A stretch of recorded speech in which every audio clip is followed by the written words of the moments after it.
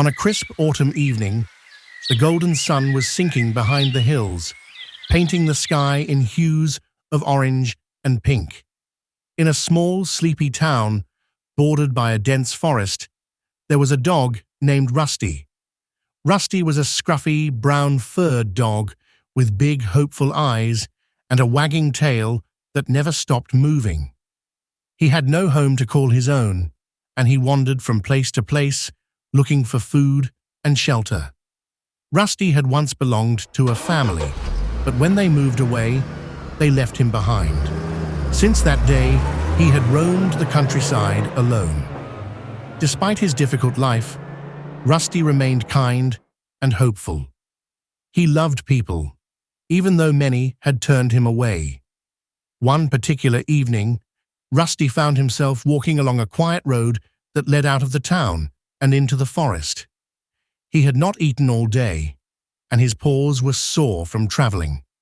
He looked up at the sky, hoping the stars would guide him to a warm place. Just as darkness began to fall, Rusty heard a soft humming coming from a little cottage at the edge of the forest. A warm light spilled from its windows, and smoke curled up from its chimney. Intrigued, Rusty padded closer. The sweet scent of freshly baked bread wafted through the air, making his stomach growl loudly. Inside the cottage, a kind woman named Clara was preparing supper. Clara lived alone, and though she enjoyed her solitude, she often wished for a companion.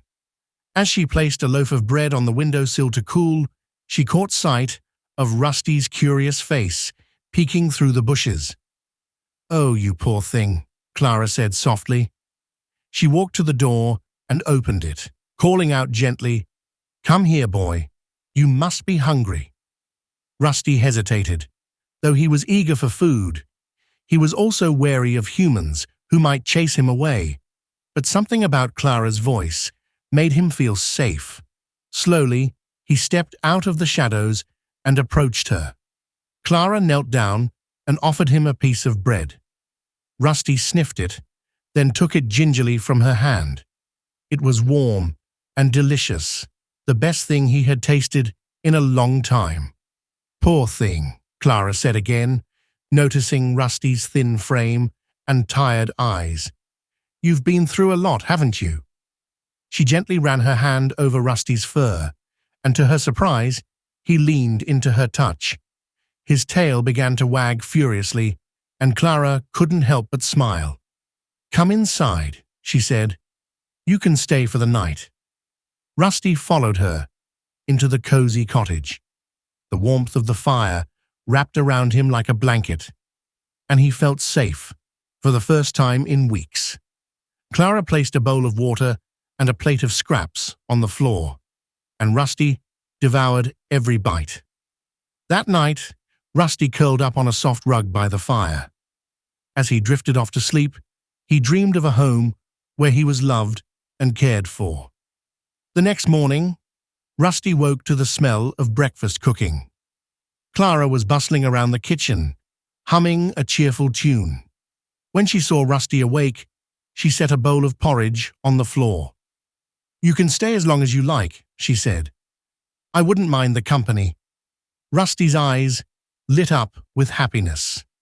His tail thumped against the floor, and he gave a happy bark.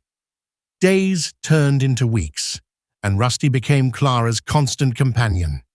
Together, they went on long walks through the forest, baked bread in the cozy kitchen, and spent evenings by the fire. Clara taught Rusty how to fetch sticks, and Rusty learned to guard the garden from curious squirrels. One chilly evening, as the first snowflakes of winter began to fall, Clara looked at Rusty with a soft smile. "You're not a wandering dog anymore," she said. "You're home." Rusty rested his head on her lap, his heart full of gratitude and love. He knew that he had finally found his forever home. And so, in the little cottage at the edge of the forest, Rusty and Clara lived happily ever after.